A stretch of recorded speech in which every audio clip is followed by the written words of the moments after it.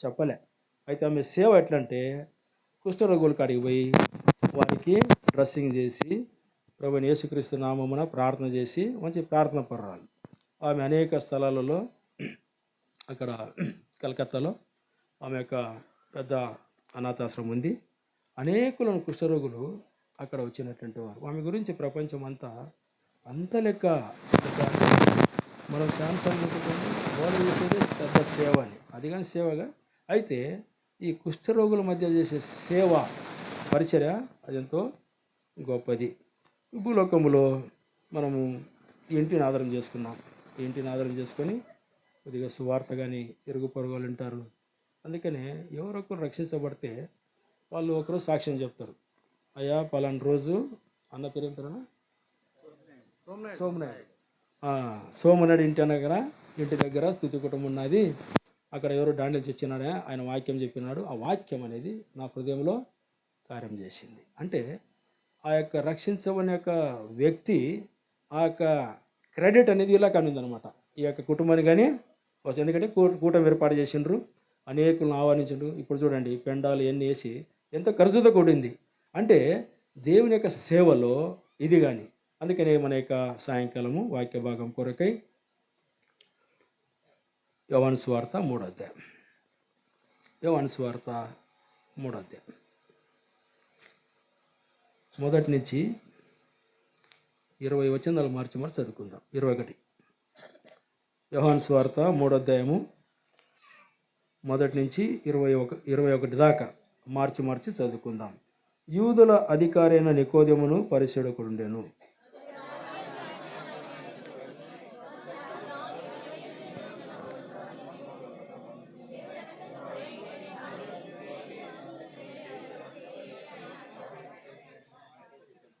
అందుకు యేసు అతనితో, ఒకడు కృతగా జన్మించితేనే గాని అతడు దేవుని రాజ్యమును చూడలేని నీతో నిశ్చయముగా చెప్పుచున్నాను.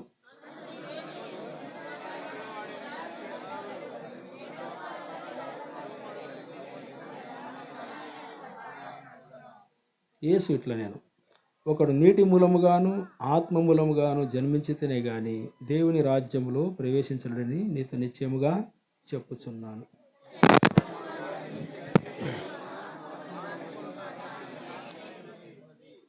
మీరు క్రొత్తగా జన్మింపవలనని నేను మీతో చెప్పినందుకు ఆశ్చర్యపడవద్దు.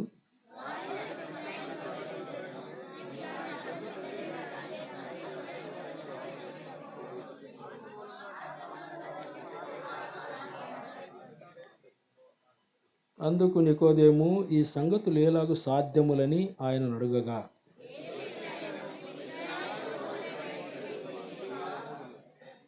మేము ఎరిగిన సంగతియే చెప్పుచున్నాము, చూచిన దానికే సాక్ష్యం ఇచ్చుచున్నాము. మా సాక్ష్యము మీరు అంగీకరింపరని నీతో నిశ్చయముగా చెప్పుచున్నాను.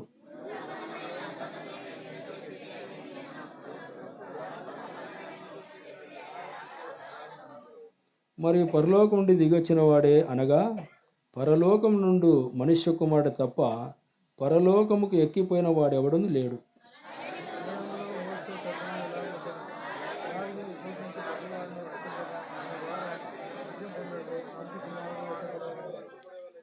దేవుడు లోకమును ఎంతో ప్రేమించెను, కాగా ఆయన తన అద్వితీయ కుమారునిగా పుట్టిన వాని యందు విశ్వాసముంచు ప్రతివాడును నశింపక నిత్యజీవం పొందునట్లు ఆయనను అనుగ్రహించెను.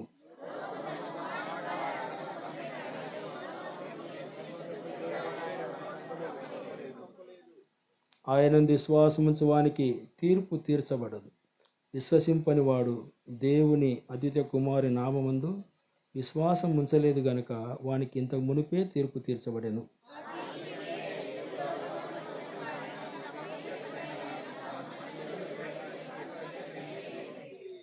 దుష్కార్యము చేయి ప్రతివాడు వెలుగును ద్వేషించును, తన క్రియలు దుష్క్రియలుగా కనబడకుండానట్లు వెలుగునొద్దకు రాడు.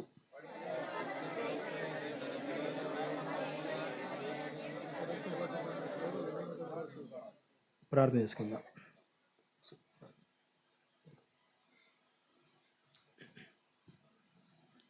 ప్రార్థన. కృపా కనికరము కలిగిన నమ్మకమైన సత్యమైన దేవ, నీ పాదములకు స్తోత్రాలు. కృపగలి నామలో ఇంతవరకు కనికరించిన దేవుడవై ప్రభా 4 సంఘాల బిడలోబడిన లేఖన భాగములు ప్రభా మీరే విరిచి పంచిపెట్టమని సందులో సాగిలపడుతుంటున్నాం. నూతనముగా వచ్చినటువంటి వారు ప్రభా హృదయం నాకు తాకబడి పొడవబడి నా దేవా తండ్రి నీ యొక్క వాక్య లేఖన భాగములను శిలువ యొక్క దర్శనమును ప్రభా తండ్రి చూచి ప్రభా మారు మనస్సు రక్షణ నీతి సమాధానము కలిగినటువంటి వారుగా ఉండడానికి కావలసిన కృప దయచేసి పెట్టమని నీ సన్నిధిలో సాగిలపడుతూ నీ దాసుని చేతిలో పెట్టుకుంటున్నాం. ప్రభా మీరు ఇష్టం వచ్చినట్లు వాడుకొని ప్రభా అతని మహిమ పొందవలసిందిగా నీ సందులో సాగిలపడుతూ విత్తబడిన వాక్యము శత్రువు ఎత్తుకుని పోకుండగా నీ కాపుదల నీ కంచె భద్రత ఉంచి ఆత్మ చేత అభిషేకించి ఆత్మ సంచారం ఉంచి ఆత్మ నింపుదల ఉంచి మీరు నడిపించి మహిమ పొందమని నీకే వందనాలు చెల్లిస్తూ యేసు ప్రభు ధన్యక నామములో స్తుతించి ప్రార్థించి వేడుకుంటున్నాం పరమ తండ్రి. ఆమేన్.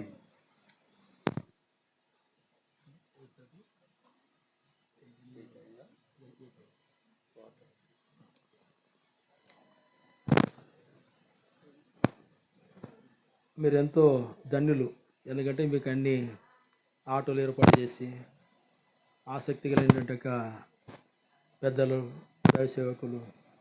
కానీ కొంతమంది ఎట్టుంటారంటే ఎవరు రాకపోయినా మన టైంకి అయిపోసుకుందాం అని అంటుంటారు. అన్నాడు ఇంకొక పాట పాడవా, ఇంకొక బ్రాంచ్లు రాలేదా, ఇంకొక బ్రాంచ్లు రావాలా, ఇంకొక పాట పాడాలన్నా నాకు చాలా సంతోషం అనిపించింది. అంటే ఆత్మల భారం, ఆత్మల యొక్క భారం ఉన్నాడు ఇటువంటి పనులకు. ఇలాంటి వయసులో ఆయనకి ఎందుకు వచ్చింది చలికి, మీరు వయసు చేసుకురంటలే నేను ఇంట్లో కూడుకుంటాను అనే యొక్క వయసు. అయితే ఆత్మలు రక్షించబడాలా, సంఘాలు స్థాపించబడాలా. ప్రభు పరలోకములో లెక్క అడుగుతాడు, నాయనా నేను రక్షించుకున్నాను, నువ్వు నా కొరకై ఎన్ని ఆత్మలు సంపాదించినావు, ఏం సేవ చేసినావు అని ఒకసారి అడుగుతాడు ఆయన. అందుకనే వచ్చేటువంటి వారం మనం ఇక్కడ చూసుకున్నాము. ఇక్కడ నికోదేము గురించి కొద్దిగా ధ్యానిస్తాం. ఈ నికోదేము ఎవరు? ఈ నికోదేము ఒక 70 మంది బిషపులకు పై బిషప్ అంటే ఈయన గురించి రాయబడినది. 70 మంది బిషపులు ఈయన కింద ఉండరు. ఎవరి కింద? నికోదేము కింద. అంటే ఆ 70 మందికి పైన హెడ్ పోపిన. అంటే అంత గొప్ప పాండిత్యము ఇతరులకు బోధించేటువంటి వాడు, ఇతరులకు నేర్పించేటువంటి వాడు. అయితే యేసు ప్రభు ఒక చిన్న మాట చెప్పిండు. యేసు ప్రభు చెప్పిన ఒక చిన్న మాట ఆ రాత్రి అంతా ఆయనకు నిద్ర పట్టకుండా చేసింది. అంటే ఈయన కానీ బోధకుడే, ఈయన కానీ ధర్మశాస్త్రం లేనటువంటి వాడు, ధర్మశాస్త్రం ఇతరులకు బోధించినటువంటి వాడు. అయితే యేసు ప్రభు ఏమన్నాడంటే ఆ ఒక మాట అనగానే ఏమన్నాడు చెప్పండి? 3వ వచనం.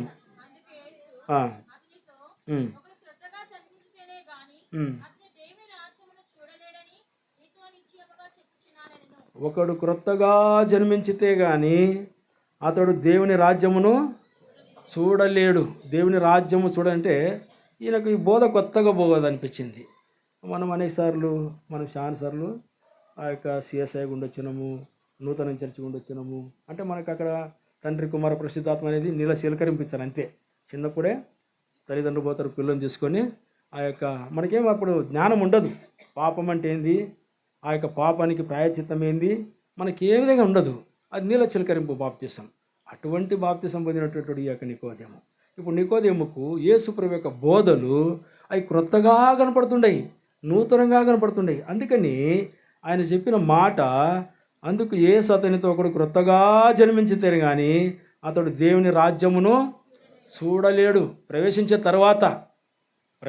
రెండో మాట, నువ్వు చూడలేవు. చూడండి, మనం చూసుకున్నాం. పాలు తేనెలు ప్రవహించే దేశానికి 6 లక్షల కాలువలు బయటపడితే 6 లక్షలు 2 మంది పోయినరు. ఇంకా మనం ఎంతమంది పోతాం? మనము పరీక్షించగల దేవుని యొక్క వాక్యపు వెలుగులో ఆ వాక్యం మనతో మాట్లాడేటప్పుడు, ఆ వాక్యం మనతో హెచ్చరిస్తప్పుడు నా జీవితము ఎట్టుంది? నికోదేము తను తాను పరీక్షించుకొని ఆయన ఏమనుకున్నాడంటే, అందుకని యేసు ప్రభు దగ్గరికి ఆయన ఎప్పుడు వచ్చిండు? రాత్రి వేళలో. అంటే మళ్ళీ పగులో చూచే, ఏమయ్యా నువ్వు బోధకుడు మాకు బోధించి మళ్ళీ నువ్వు బోధన చేసుకోనికి పోతుండవా? అప్పుడు స్కూల్కి పంపుతాం పిల్లలను. ఎవరికైతే చదువు లేదో 50 సంవత్సరం 60 సంవత్సరాల చదువు వచ్చింది. ఇప్పుడు వాళ్ళు ఉద్యోగం చేసుకున్న తర్వాత మా కర్ణాటకలో ఏముందంటే సాయంత్రం 6 గంటల తర్వాత వాళ్ళకు రాత్రి బడి, అంటే వాళ్ళకు ఆ సంతకం చేయడానికి కానీ రాదు, అటువంటి వాళ్ళు కానీ బడి నేర్పిస్తుంటారు ఇప్పుడు అంగన్వాడీలో. అయితే ఈ యొక్క యేసు ప్రభు చెప్పిన యొక్క మాటలు ఆయనకు ఎంత ఇది ఉందంటే, శరీరం మూలంగా జన్మించింది శరీరము, ఆత్మ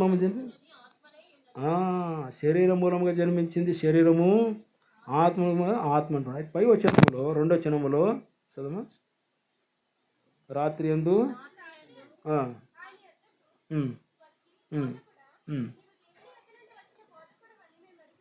దేవుని యొద్ద నుండి వచ్చిన బోధకుడని ఎరుగుతాడంట. ఆయన అంటున్నాడు, బోధకుడా నువ్వు దేవుని యొద్ద నుండి వచ్చిన బోధకుడవని మేమెరుగుదుము. మేమందరికీ తెలుసు నువ్వు దేవుని కుమారుడవు, లోకరక్షకుడవు. ఎందుకంటే 1వ అధ్యాయము 1వ వచనములో ఆది యందు వాక్యం ఉండెను, ఆ వాక్యము దేవుడండెను, ఆ వాక్యమే దేవుడు. నువ్వు ఆ వాక్యము శరీరధారిగా శరీరం ధరించుకొని ఈ లోకములో నువ్వు వచ్చినావు, నాకు కానీ తెలుసు. అయితే ఈ మాట ఏముందంటే, నువ్వు దేవుని వచ్చిన బోధకుడు మేము ఎరుగుదుము.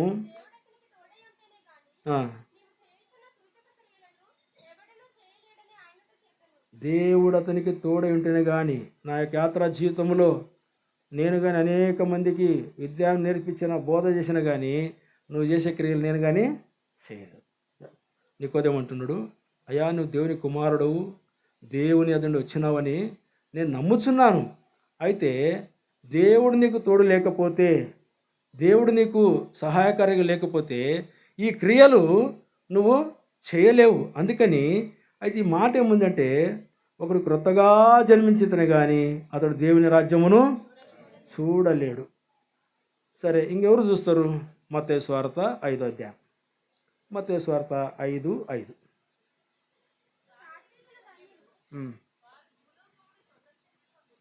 ఎనిమిది వచ్చిన హృదయ శుద్ధి గలవారు ధన్యులు, వారు దేవుని చూచెదరు. ఇప్పుడు నికోదేముకు హృదయ శుద్ధి ఉందా లేదా? నికోదేము ఏమంటున్నాడు, ఆయన యేసు ప్రభు చెప్పిన బోధకు ఆశ్చర్యం కలిగింది. ఇక్కడ మత్తయి సువార్త 5:8లో హృదయ శుద్ధి గలవారు ధన్యులు, వారు దేవుని చూచెదరు. అంటే మన హృదయం శుద్ధీకరించబడాల. ప్రభు కొరకై, ప్రభు వాక్యం కొరకై మన యొక్క హృదయం అనేది తెరవబడాల. మన అనేక సార్లు మండి హృదయాలు ఎంత చెప్పినా కానీ ఈ షోని ఉంటాము, ఈ షోన విడిచిపెడతాము. ఇప్పుడు అందరూ కూకున్నారు. మీరు ఇంట్లోకి పోయిన తర్వాత ఆడ అడుగుతారు ఇంట్లో, అన్న ఏం వాక్యం చెప్పిండు? ఏదో చెప్పిండు, బాగా చెప్పిండు. ఇంతకు ఏం చెప్తాం? బాగా చెప్పిండు వాక్యం. ఆ వచనం చెప్పము, అధ్యాయం చెప్పము, దేని గురించి చెప్పినాడు అది చెప్పము. ఇంతకు బాగా చెప్పిండయా, ఇంతే మానవునిక. అయితే ఇక్కడ ఈ నికోదేము అందుకంటున్నాడు 4వ వచనములో,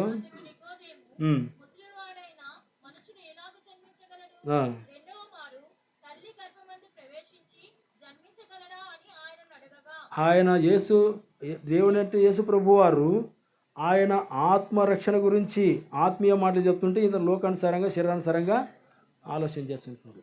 ఎంతో ముసలుడు ఆయన, ఎంతో వృద్ధాపన ఉన్నటువంటి వాడు.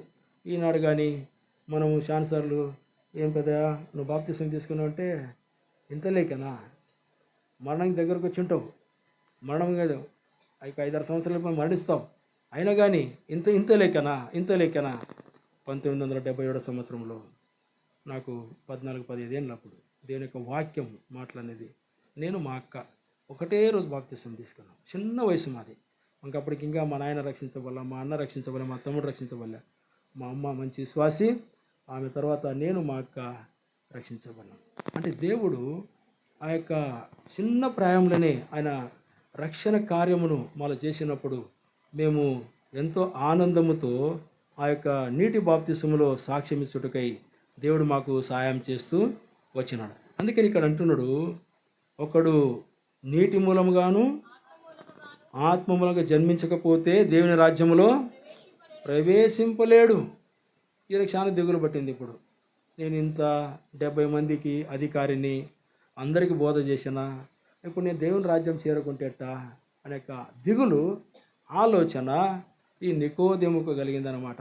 ఇప్పుడు నికోదేము నిద్ర పట్టడంలే, నేను ఎట్నైనా చేసి ఆ ప్రభువును దర్శించాలా, ఆ ప్రభు దగ్గరికి రావాలా, ఆ ప్రభువుతో ఈసారి చాలా మంది చెప్తారు, ఎవరన్నానా నువ్వు నా మారుమనసు పొందినావా, బాప్తిసం పొందినావా అంటే ఇంకా చాలా టైం ఉంది కదా, ఇంతలోకి ఏమైంది, ఇంకా వయసు నాకు శాన్ ఉంది అంటారు. అయితే నీ మరణం ఎప్పుడో నీకు తెలియదు. మన మరణం ఎప్పుడో మనకు తెలియదు. మనము అనేక సార్లు మన జన్మదినాలు చేసుకుంటాం, బర్త్డే అన్నీ మతి పెట్టుకుంటాం. అయితే నా మరణ దినం ఎప్పుడు అనేది మనకు తెలియదు. అందుకనే కీర్తన 90 అధ్యాయంలో ఆ యొక్క 12 వచ్చిన మాకు జ్ఞాన హృదయము చదవండి ఆ మాట. కీర్తన 90 అధ్యాయము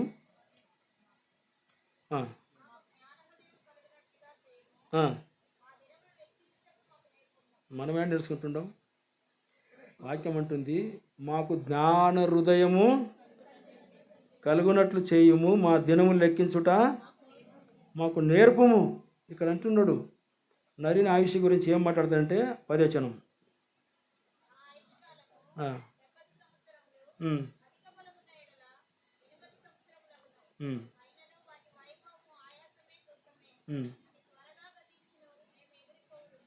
మా ఆయుష్కాలం 70 సంవత్సరాలు.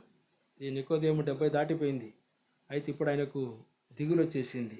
ఇక్కడ మా ఆయుష్కాలము 70 సంవత్సరాలు, అధిక బలమైతే 80 ఏండ్లు, అయినను వాటి వైభవము, ఆయాసము, దుఃఖము అది త్వరగా గతించును, మేము ఎగిరిపో. అందుకే మాకు జ్ఞాన హృదయము కలుగునట్లు చేయి ప్రభువా, మా దినములు లెక్కించుట మాకు నేర్పించు.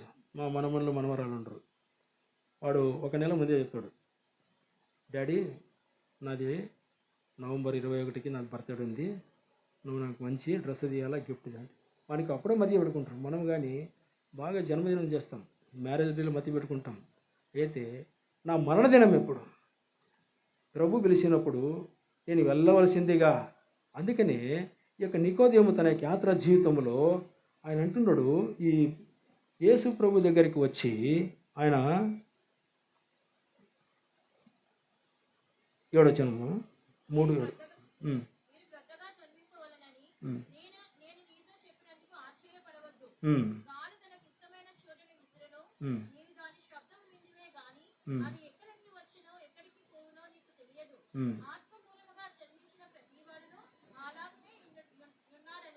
ఆత్మ మూలముగా జన్మించిన ప్రతివాడును అలాగను. అందుకు నికోదేము ఈ సంగతులు ఎలాగూ సాధ్యములని ఆయన అడగగా,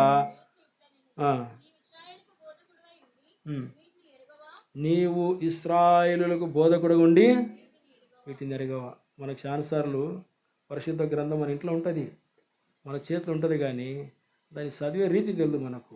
ఎట్లు చదవాలా, దాన్ని ఎట్లు అర్థం చేసుకోవాలా. అయితే ఈ యొక్క నికోదేము గురించి నువ్వు ఇశ్రాయేలులకు బోధకుడవై ఉండి నువ్వు వీటిని ఎరగవా.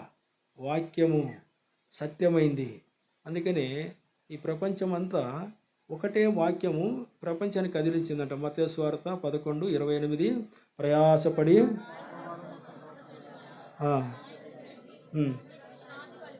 నా యొద్దకు రండి, నేను మీకు విశ్రాంతి. మీరు ఆ ఊరికైనా పోండి, ఆ మందిరాలపైన యొక్క వాక్యం ఉండి ఉంటుంది, గృహాలపైన ఉంటుంది. ప్రపంచంలో వాళ్ళు సర్వే చేసినప్పుడు ఈ వాక్యం అనేది ఎంతో కోట్ల మందిని మార్చిందంట. ఒక వాక్యం, చిన్న వాక్యం, అదేం పెద్దది కాదు. ప్రయాసపడి భారం మోస్తున్న వారులారా మీరు నా యొద్దకు రండి. మనం రావాలి ఆయన కాడికి వచ్చే మనం నేర్చుకుంటాం. మనం ఏమంటాం, నువ్వు నా కాడికి రా అంటాం. మనం ఆయన కాడికి రాము, మనం ఆయన కాడికి పోము. కానీ అయ్యా నువ్వే నా కాడికి రా, నాకు అన్ని మేలులు అన్ని ఉపకారములు నాకు దయపాలించమని మనం అంటున్నాం. అయితే 29వ వచనంలో నేను సాత్వికుడను,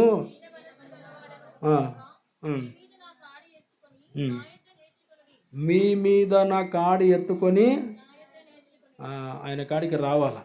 ఎవరైతే ఇట్లా మీటింగ్లు పెట్టినప్పుడు వచ్చారో, మందిరాలకు వచ్చారో, అన్ని మీటింగ్లు వచ్చారో వాళ్ళు బాగా నేర్చుకుంటారు. చూడండి, పిల్లలకు స్కూల్కు నమ్మకంగా పోతే వాడు ఎగ్జామ్ బాగా రాస్తాడు. వాడు స్కూల్ పోకుండా డుమ్మ కొడితే వాడు ఎగ్జామ్ వచ్చరికి ఏం రాయడు. వానికి అన్ని మార్కసులన్నీ 0 ఉంటాయి. అప్పుడు మనం అరుస్తాం, బుద్ధి ఉన్నాడు చదివి నువ్వు పంపితే కాదు, నువ్వు నమ్మకంగా వాడిని వచ్చిన తర్వాత దానికి హోంవర్క్ చేపిస్తే కదా. ఇంట్లో మన పిల్లలు స్కూల్ నుంచి వచ్చిన తర్వాత తల్లిదండ్రులను మనకని బాధ్యత ఉండాలా. స్కూల్లో ఏం నేర్పినరు, ఏం చదువుకున్నావు, హోంవర్క్ ఏముంది, అట్లు మన పిల్లల విషయంలో మనం జాగ్రత్త తీసుకుంటే వాడు మంచి ర్యాంకులు వస్తుంది. అందుకనే నేను సాత్వికుడను, దీన మనసు గలవాడను, మీరు ఆ, నా యొద్ద నేర్చుకుని. మనం దేవుని యొద్దకు వచ్చినప్పుడు అన్నీ నేర్చుకోవాలి. మనము ఇతరులకు నేర్పించాలని ఆశపడతాం, మనం చాలాసార్లు నేర్చుకోమన్నమాట. అందుకని మన పిల్లలు మనల్ని గమనిస్తుంటారు. మా నాయన ఒకే వైఖరికట, మా అమ్మ ఎట్లా, మన పిల్లలను మనం చేసే అన్నీ చూస్తుంటారు. మనం ఈయన మందిరంకి నమ్మకంగా పోతే వాళ్ళు కానీ వస్తారు మనం బడి. ఓహో, వాళ్ళు మందిరం పోతుండ్రు, మందిరం పోయిన తర్వాత దేవుని ఇంట్లో వాళ్ళు మోకరిస్తారు, ఆరాధన చేస్తారు, ప్రార్థన చేస్తారు, నైట్ మీటింగ్ పోతారు, అన్నీ చూస్తుంటారు. వాళ్ళకి కానీ నువ్వు రాకపోతే నీ పిల్లలు కానీ రాలేరు. అందుకనే యేసు ప్రభు ఆ యొక్క నికోదేము, ఇశ్రాయేలులకు బోధకుడు ఉండి వీటిని ఎరగా. సామాన్యుడు కాదు, ఆయన మా పండితుడు. ఆయన గురించి ఒక హిస్టరీ ఉందన్నమాట నికోదేము గురించి. ఆయన గొప్ప పండితుడు. అటువంటి ఒక పండితుడు ఇప్పుడు యేసు ప్రభు చెప్పిన యొక్క మాటలకు ఆశ్చర్యపడి ఆయన అంటున్నాడు, నీవు ఇశ్రాయేలులకు బోధకుడు వీటిని ఎరగవా? మేము ఎరిగిన సంగతి చెప్పుచున్నాము, చూచేదానికే సాక్ష్యం ఇచ్చుచున్నాం. మా సాక్ష్యము మీరు అంగీకరింపని, మా సాక్ష్యము మీరు అంగీకరింపరు. వారికి ఏంటంటే వారి కడుపే వారి దేవుడు. వాళ్ళు ఏమనుకుంటారు? తినడము, త్రాగడము, నిద్రపోవడం ఇదే అనుకుంటున్నా. కానీ అయితే ఈ లోకయాత్ర ముగించిన తర్వాత నా ముందు పరిస్థితి ఏమిటి? లేత వయసు నడి ప్రాయమును గతించిపోను, లేత వయసు నడి ప్రాయమును గతించిపోనవి, మన్నైనాది వెనుకటి వలెనే, మన్నైనాది వెనుకటి వలెనే మరలా భూమికి చేరును. ఆత్మదాని దయచేసిన, ఆత్మదాని దయచేసిన దేవుని యొద్దకు పోను.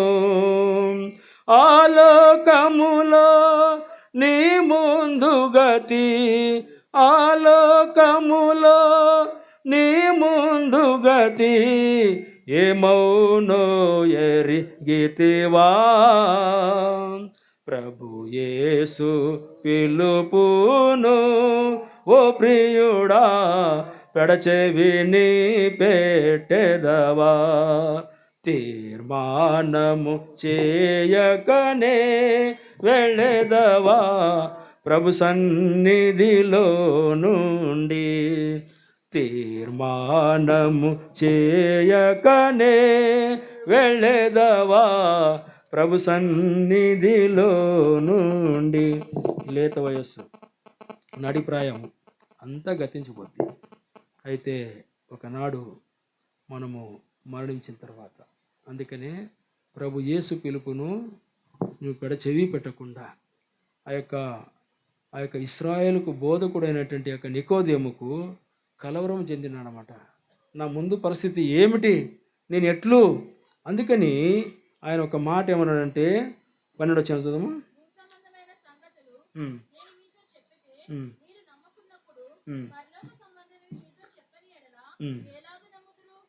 భూ సంబంధమైన సంగతులు నేను మీతో చెప్పితేనే మీరు నమ్మటం లేదంట. భూ సంబంధమైన సంగతులు మీరు చెప్తే మీరు నమ్మటం లేదు. పరలోక సంబంధమైన సంగతులను మీతో చెప్తే మీరు ఏ రాగునము. ఎందుకంటే ఆ పరలోకం నుంచి ఆయన దిగొచ్చిన దేవుడు 16వ వచనంలో, దేవుడు లోకమును ఎంతో ప్రేమించెను,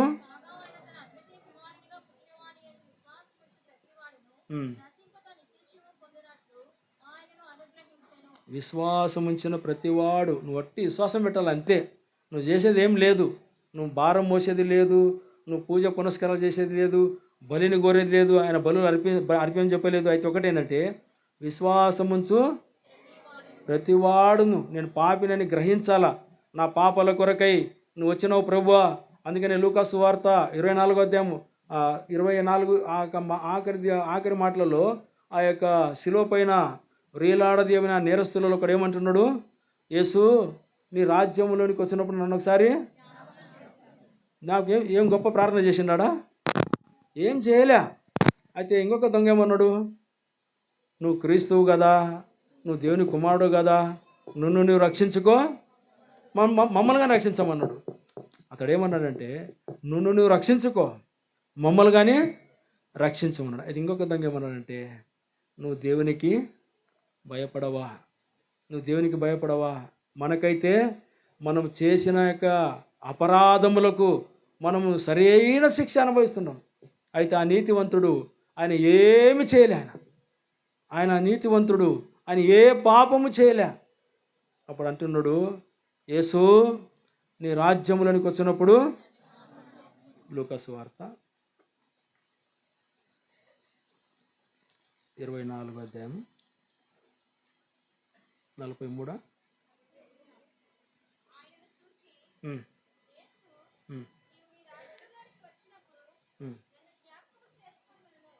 ఎన్ని వచ్చినాము?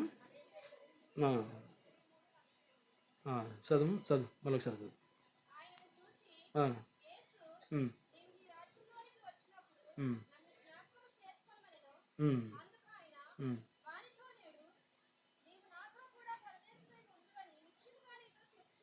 ఇక్కడ ఈ యొక్క దొంగ ఎంతో దీనంగా ఒక మాట చెప్పిండు. ఆయనను చూచి, యేసు నీవు నీ రాజ్యములోనికి వచ్చినప్పుడు నన్ను జ్ఞాపకము చేసుకో. అందుకు ఆయన ఏమన్నాడంటే నేడు నువ్వు నాతో కూడా పరదేశులో ఉందువని నిత్యముగా నీతో చెప్పుచ్చు. చిన్న యొక్క ప్రార్థన, దీనత్వంతో కూడిన యొక్క ప్రార్థన విజ్ఞాపన చేసిండు అంతే. అయ్యా నీకు రాజ్యం ఉంది, నువ్వు దేవుని కుమారుడవు, మేమైతే బందిపోటు దొంగలము, మాకు సరి అయిన శిక్ష ఇది, మేము చేసిన యొక్క పాపానికి, మేము చేసిన యొక్క నేరానికి అయితే మాకు సరి అయిన శిక్ష, అయితే నువ్వు మటుకు ఏమి చేయలేదు ప్రభువా. అయితే ఇంకొక దొంగ ఏమన్నాడు, నువ్వు క్రీస్తు 39.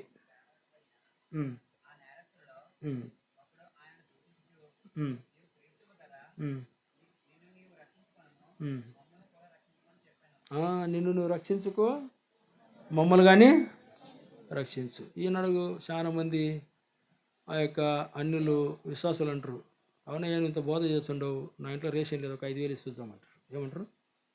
ఒక 5,000, నువ్వు 5,000 ఇచ్చే నేను నమ్ముతా నువ్వు నాకు రేషన్ ఇప్పించే నమ్ముతా. అది తాత్కాలికమైంది. అయితే ఇక్కడ ఈ దొంగ కానీ అట్లే మాట్లాడుతున్నాడు. రీలాడబడిన ఆ నేరస్తులో కూడా ఆయన దూషించచ్చు. వాడు ఇంకా మారలే, అంత సిలువ వేసినప్పటికీ వాని గర్వం కానీ అహంకారం కానీ ఇంకా మారలే, దూషించుచున్నాడు యేసు ప్రభును. ఒకడు ఆయనను దూషించుచు, నువ్వు క్రీస్తువు కదా, నిన్ను నువ్వు రక్షించుకో, మమ్మను కూడా రక్షించు. అంత సిలువ వేసినప్పటికీ ఒక్కరవ కానీ పశ్చాత్తాపం లేదు, కొద్దిగా కానీ దీనత్వం అనేది కనబట్టంలే. అయితే ఇంకొక దొంగ అంటున్నాడు, వాణ్ణి గద్దిస్తున్నాడు. రెండవ వాడు వాడిని గద్దించి, మనకుందా దేవుని భయం? ఉందా? దేవుని భయం ఉంటే మనం తల్లిదండ్రులకు లోబడతాం, పెద్దవారికి లోబడతాం, ఇంట్లో అందరికీ లోబడతాం. దేవుని భయం లేకపోతే, అందుకంటారు వరే నువ్వు నాకు భయపడకుండా దేవునికన్నా భయపడరా అంటారు. ఏమంటారు? వరే మాకు భయపడకుండా పర్వాలేదురా, నువ్వు దేవుని భయం అని పెట్టుకుని క్రిస్మస్ రోజు గుడికి రారా, వాచినడి సర్వీస్ రోజు గుడికి రారా, తల్లిదండ్రులు రిక్వెస్ట్ చేస్తారు పిల్లలను. దేవుని భయం లేదు. దేవుని భయం ఉన్నట్లయితే వాడు పాపము చేయడు, దేవుని భయం ఉన్నట్లయితే పాపము చేయడు. అయితే ఇక్కడ ఈ రెండవ ఆ యొక్క దొంగ ఇంకా ఏమంటాడంటే నువ్వు దేవునికి భయపడవా, మనకైతే ఇది న్యాయమే, మనము చేసిన వాటి తగిన ఫలము పొందుచున్నాము, కానీ ఈయన ఏ తప్పిదము చేయలేదు, ఏ తప్పిదము చేయలేన. నిజంగా ఈనాడు ప్రభు ద్వారా క్షమాపణ పొందినటువంటి మనం చాలాసార్లు పరలోక ప్రార్థన చేస్తాం. మనం పరలోకమున మా తండ్రి నీ రాజ్యం వచ్చునుగాక, నీ చిత్తం నెరవేరుగాక, నీ రాజ్యం పరలోకం భూమి యందు నెరవేరుగాక, మా అనుదినారం మాకు నేడు దయచేయము, మా ఎడల అపరాధము చేసిన వారిని మేము ఎడ క్షమిస్తామా? ఒక్క మాట అంటే నీకు క్షమించం, నీ మకం చూపబకని అంటాం. ఎందుకు? నిన్ను చూసినప్పుడల్లా నువ్వు తిట్టినవన్నీ నాకు మధ్య వస్తుండారా అంటాం. ఏమంటాము? నువ్వు తిట్టినవన్నీ నాకు జ్ఞాపకం వస్తుండే అంటాం. అయితే అక్కడ మా ఎడల అపరాధము చేసిన వారిని మేము క్షమించిన ప్రకారం మా అపరాధములు, నువ్వు ఇతరుల అపరాధం క్షమించకపోతే, నీ స్నేహితుని క్షమించకపోతే నీ జీవితంలో నువ్వు ఘోరక చీకట్లు అట్నే ఉంటావు. దేవుని ద్వారా క్షమించబడినటువంటి మనం ఇతరులను గురించి క్షమించేటువంటి, ఆయన ఏ క్రైమ్ తీసుకెళ్ళా మనతో, యేసు ప్రభు మనల్ని క్షమించి మనను ఏమీ కానీ అడగలే. అందుకనే ఆంధ్ర క్రైస్తవ కీర్తనలో ఉంది, నా వంటి నరుడొకడు నన్ను ప్రేమించిన నా వలన ఫలము కోరు.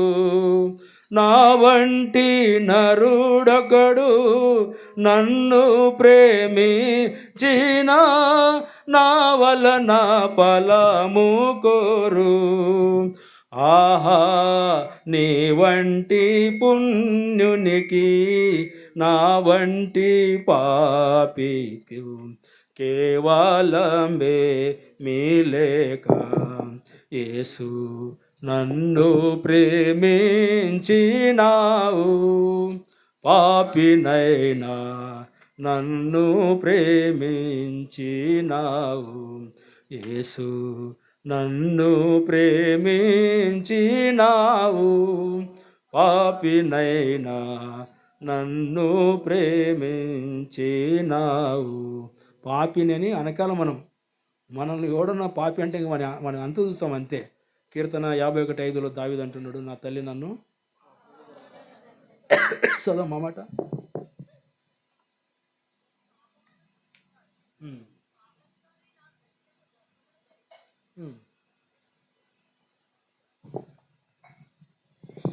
నేను పాపములో పుట్టినటువంటి వాడు. ఒక రాజు తను తగ్గించుకొని ఆ పాపం అనేది గ్రహించిండు. అయితే మనం ఇంకను గ్రహించక చీకటి మనకు, యోహాను సువార్త 1:4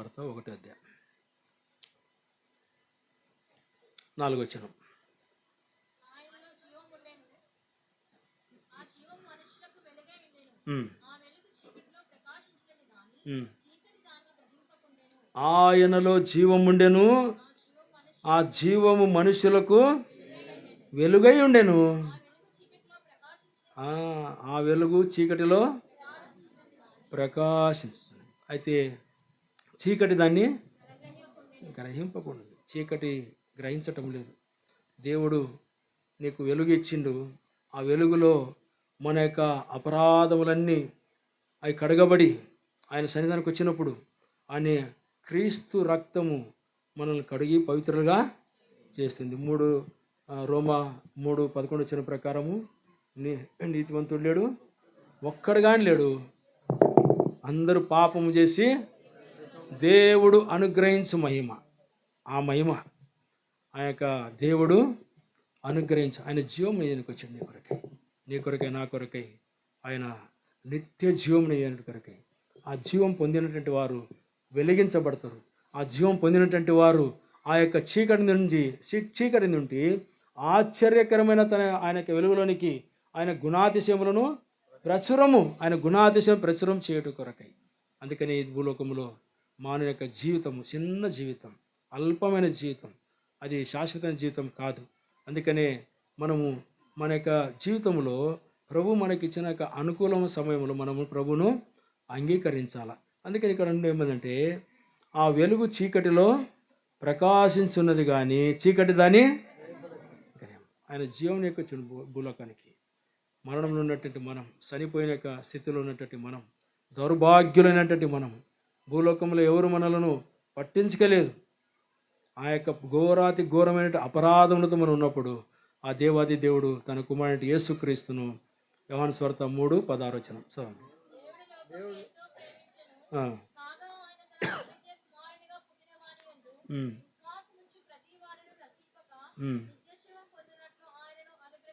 దేవుడు లోకమును ఎంతో ప్రేమించి కాగా ఆయన తన అద్వితీయ కుమారునిగా పుట్టినవాని విశ్వాసం ఉంచువాడు ప్రతివాడును నశింపక నిత్య జీవం ఇచ్చుట కొరకై ఆ దేవాది దేవుడు ఆయన నీ కొరకై నా కొరకై ఈ భూలోకంకి వచ్చి ఆయన నన్ను రక్షించుట కొరకై ఆ యొక్క సిలువలో ప్రేలాడినటువంటి వాడు. అందుకని ఆయన పశువుల పాకలు జన్మించిండు నీ కొరకై నా కొరకై. ఆ యొక్క చీకట్లో ఉన్నటువంటి మరణ ఛాయలో ఉన్నటువంటి వారికి గొప్ప వెలుగు, ఆయన జీవమునిచ్చిండు. అందుకనే మన కీర్తన బుక్లో ఒక పాట ఉంది, జీవంబునిచ్చిన దేవుడా నే పాడేదా నీకు నిరంతరము, నే పాడేదా నీకు నిరంతరము. హల్లెలూయా హల్లెలూయా, పావనుండా నీకు పలుమారు, నేనేం నీకియంగా పాత్రుండాను, నేనే నీకియంగా పాత్రుండాను. హల్లెలూయా హల్లెలూయా, వెలిగించినావు వెలిగించినావు, గాలిని మాకై కలుగా చేసి అనుదినము మాకు ఆరమిచ్చి ఊపిరి పోసి కాపాడితివి. ఎంచాలే కాని మంచి పనులు హల్లెలూయా హల్లెలూయా అని పాడేదా, ఎంచాలే కాని మంచి పనులు హల్లెలూయా హల్లెలూయా అని పాడేదా.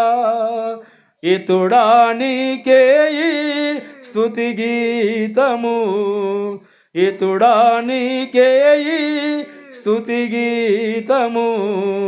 హల్లెలూయా హల్లెలూయా, జీవంబునిచ్చిన దేవుడా నే పాడేదా నీకు నిరంతరము, నే పాడేదా నీకు నిరంతరము.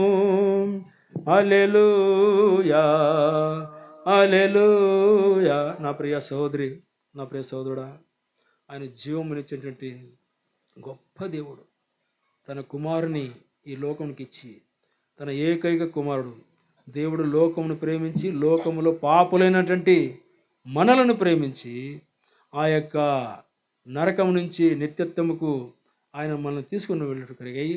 ఆ కుమారుని ద్వారా మనకు రక్షణ ఆయన అనుగ్రహించేటువంటి వాడు. అందుకనే 20 వచనం చదువు.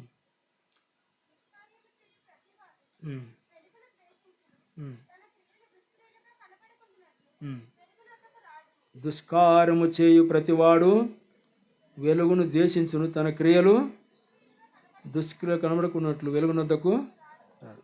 మీరు తాగిన వాళ్ళు చూడండి, వాళ్ళకి బ్యాటరీ ఇచ్చి బ్యాటరీ కొట్టబోకంటారు. తాగిన మంపులు ఉన్నటువంటి వారికి బ్యాటరీ ఇచ్చి బ్యాటరీ కొట్టబోక నాకు కళ్ళు తిరుగుతాయంటారు. అంటే వాళ్ళు వెలుగును చూడలేరు, వాళ్ళు వెలుగు చూడలేరు. వారి యొక్క జీవితము చీకటిమయం, చీకటిగా ఉన్నటువంటి జీవితం. అందుకని నా ప్రియ సహోదరి సహోదరుడా, దుష్కారము చేయి ప్రతి వాడుని వెలుగును ద్వేషించును, తన క్రియలు దుష్క్రియలుగా కనబడకున్నట్లు వెలుగునొద్దకు రాడు. సత్యవర్తనుడైతే తన క్రియలు సత్యవర్తనుడైతే తన క్రియలు దేవుని మూలముగా చేయబడినవని ప్రత్యక్షపరచబడినట్లు ఆయన స్వశరీరుడు కూడా నీ కొరకై నా కొరకై ఆయన ప్రత్యక్షత వచ్చి 1 యోహాను సువార్త 1:14.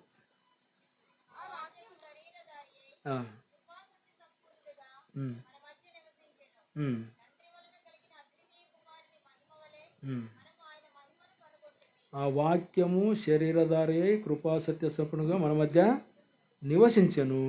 తండ్రి వలన కలిగిన అద్వితీయ కుమారుగా మహిమ వలె మనము ఆయన మహిమను కనుగొంటేమి. ఆయన మహిమలోనికి మనము రావాలా. రండి, ఇర్మియా 32వ అధ్యాయం. ఈ గృహం కొరకై కొన్ని మాటలు చెప్పాలా. ఇర్మియా గ్రంథం 32వ అధ్యాయము 38, 39, 40, 41 మార్చి చదువుకుందాం. ఇర్మియా గ్రంథం 32వ అధ్యాయము 38 నుంచి 41 దాకా మార్చి చదువుకుందాం. వారు నాకు ప్రజల యందురు, నేను వారికి దేవుడనే యుందును.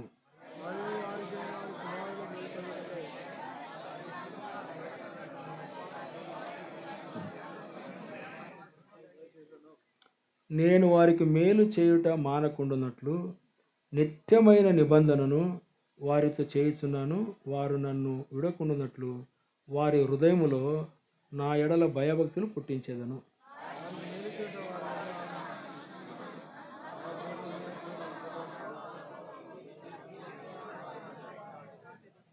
ఈ కుటుంబము దేవుని యొక్క దృష్టిలో ఈ యొక్క ఆశీర్వాదాలు, ఇక్కడ చదవబడినట్టు దీవెనలు పొందుట కొరకై ఇక్కడ అంటున్నాడు, వారు నాకు ప్రజల యందురు, నేను వారికి.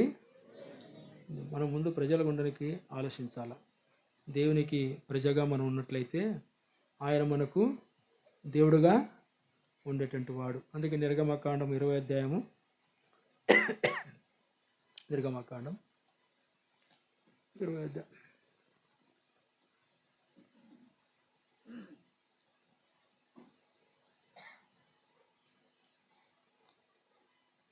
7వ వచనం. ఉమ్, ఉమ్, 8వ వచనం. ఒకటి, నీ దేవుడైన యెహోవా నామమును వ్యర్థముగా ఉచ్చరింపకుండా, యెహోవా తన నామమును వ్యర్థంగా ఉచ్చరించిన వారిని దోషిగా నిర్దోషిగా ఎంచడు. విశ్రాంతి దినం పరిశుద్ధంగా ఆచరించుటకు జ్ఞాపకం. మన కుటుంబంగా దేవుని యొక్క మందిరంలో కనబడాలి. ఇది మన యొక్క సౌభాగ్యం. చాలా మందికి యొక్క ఆనందం లేదు. చాలా మంది అనుకుంటారు, ఇలా ఆధారం కదా, బాగా కూర చేపలు తెచ్చుకొని బాగా వండుకొని బాగా తిని మజా చేయాలా.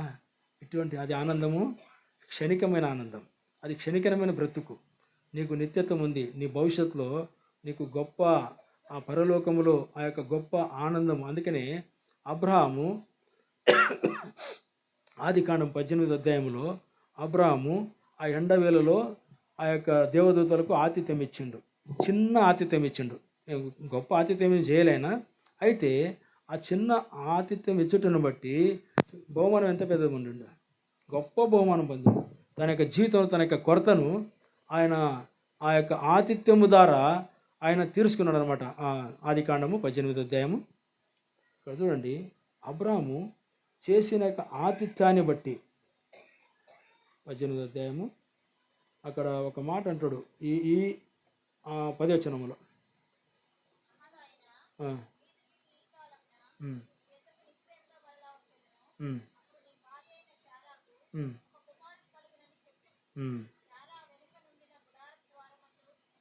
చారా వినుచుండేను. వాళ్ళ కొరత ఏముంది? సంతానం లేదు వాళ్ళకు.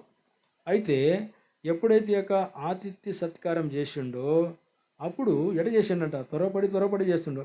6వ వచనం.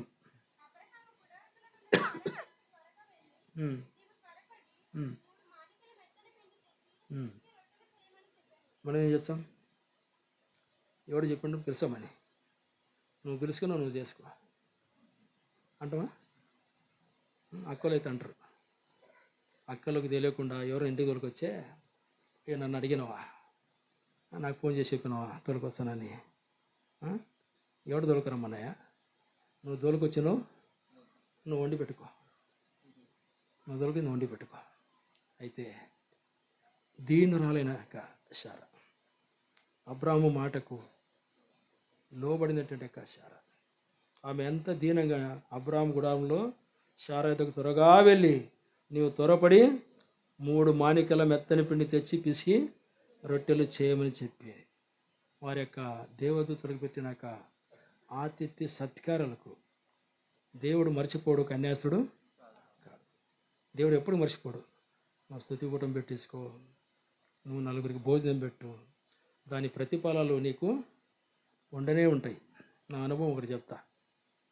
నేను వంట చేస్తాను పెళ్ళిళ్ళలో. వంట చేసిన తర్వాత ఆడేమన్నా మిగిలితే పారేస్తారు కదా లాస్ట్కు. నేను చెప్తా, వద్దు నేను తీసుకొని పోతాను హాస్టల్కు, అనాథాశ్రమాలకు. ఎవరైతే ముసలోళ్ళు ఉంటారు, ఇంట్లో దిక్కుదశ లేక అవన్నీ ఇంటికి తెచ్చి పాకెట్లు కట్టి నేను బండి తీసుకొని ఆ ఇంట్లోకి పోయి వాళ్ళందరికీ ఇచ్చి, ఎందుకంటే గడ్డలో వచ్చి మనకేం దొరుకుతుంది? మీకు కానీ చెప్తుండా, మిగిలిన అన్నం కానీ చారు కానీ గడ్డలో పోయిపోకండి. ఎవరో బీదోళ్ళు ఉంటారు, వాళ్ళకి ఇవ్వాలా. ఈ ఆహారం లేక ఎంతోమంది అలమటిస్తుంటారు. ఆహారం లేక ఎంతోమంది అలమటిస్తుంటారు. వారి జ్ఞాపకం చేసుకోండి. మనమే ఉన్నట్టే ఇచ్చేది కాదు. మేము మా కాడ ఒక దైవ సేవకుడు ఉన్నాడు, సైమన్ బ్రదర్. ఆయన ఇప్పుడు బెలగంలో సేవ చేస్తున్నాడు. క్రిస్మస్ వచ్చే అన్న సంఘంలో ప్రకటన చేస్తాడు.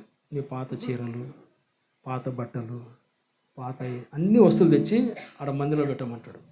ఏమంటాడు, మీరు క్రిస్మస్కు కొత్తవి కొంటారు కదా, అవి పాతవన్నీ తీసుకొచ్చి ఆడ మందిరంలో పెట్టమంటాడు. అవి ఎవరికి ఇచ్చాడంటే, కొన్ని సంఘాలలో విశ్వాసులు ఉంటారు, వాళ్ళకు బట్టలు ఉండవు, అన్నం ఉండదు, అంత బీద పరిస్థితి. ఆయన ఇవన్నీ మోసుకొని పోయి అక్కడ ఇట్లా పెడతాడు టేబుల్ మీద. మీకు ఏది కావాలో తీసుకోమంటాడు. మీకు ఏది కావాలో, పాత బట్టలే, అవి శనిగినయ్య, ఏం కొత్తవి కాదు. వాళ్ళు ఎంత సంతోషంగా తీసుకొని ఆ రోజు పండుగ రోజు ధరించుకుంటారు. అంటే నాకు అనిపిస్తుంది ఇది కానీ ఒక సేవనే. ఊరికే బోధలు పెట్టి మంచి బాగుండు, సరిగాపుకో, ఎచ్చగుండు, వాటికి ఇవ్వకుండా, వాటికి అవసరమైన ఇవ్వకుండా ఏం బోధ చేముంది అంటే, నేను చెప్పేది ఏంటంటే, మనకు పనికిరాని నువ్వేనా పాత ఇచ్చా మళ్ళీ దేవుడు నీకు సమృద్ధిగా ఒక్కొక్కరు చీరలు ఇచ్చాడు. నువ్వు పాత ఇవ్వవు, నువ్వంటే బంత కొట్టుకుంటలే అంటావు. ఏమంటావు, బంతలు కొట్టుకుంటలేనా పిల్లలకు చలికి. నువ్వు ఇచ్చి చూడు, నీకు ఎన్ని చూడు. దేవుడు అద్భుతంగా, నేను నిజంటే సాక్ష్యం చెప్పాలంటే శానుంది నాది. అయితే నా అనుభవం శానుంది. నువ్వు పాత ఇచ్చి చూడు, నీకు దేవుడు గొప్పలకి ఇచ్చాడు ఆశీర్వాదం. ఇక్కడ అబ్రాహాము చిన్న యొక్క భోజన సాహసము దేవదూతకు ఇచ్చటం బట్టి తన జీవితంలో గొడ్రాలను పడిన యొక్క జీవితం, వీరికి సంతానం లేదని యొక్క జీవితం పోయిందనమాట. ఎంత సంతోషం వచ్చింది. కుమారుడు పుట్టారికే, అబ్రాహాము కుమారుడు పుడితే గొప్ప విందు చేసిండు ఆయన. అందుకని ఇక్కడ ఏముందంటే, అబ్రాహాము చిన్న యొక్క సేవ ఆతిథ్యం ఇచ్చి గొప్ప బహుమానం పొందిండు. ఇర్మియా 32:39 వచనం. మరియు వారి కుమారులకు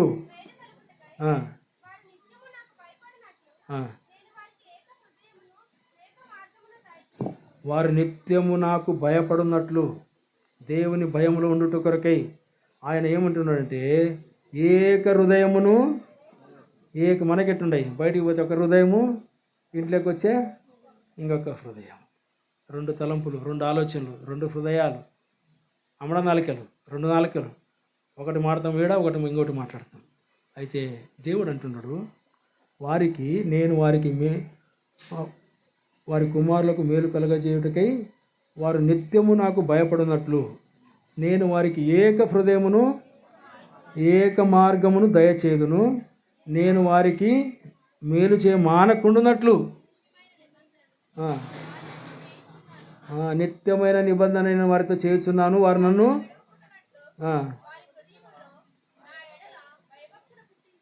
వారు నన్ను విడువబడకుండునట్లు. అన్నా, నీ ఇంటికి వాగ్దానం ఇచ్చున్నాడు దేవుడు, నువ్వు నిత్యము ఆయన సన్నిధానంలో ఉండాలని, నువ్వు నిత్యము ఆయనతో ఉండాలని. ఆ యొక్క నేను వారికి మేలు చేయడం మానకుండునట్లు నిత్యమైన నిబంధన వారితో చేస్తున్నాను, వారు నన్ను విడకుండునట్లు వారి హృదయములలో నా ఎడల భయభక్తులు పుట్టించేదను. వారికి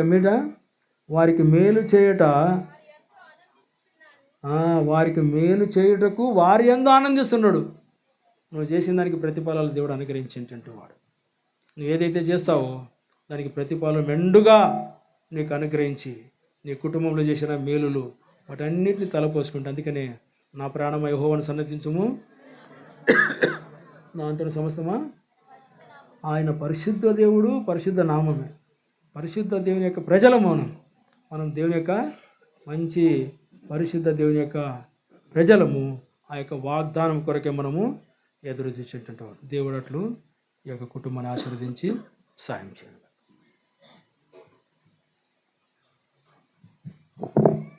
దయచేసి గమనించండి, రేపు రాత్రి సియోన్లో 6:30 గంటల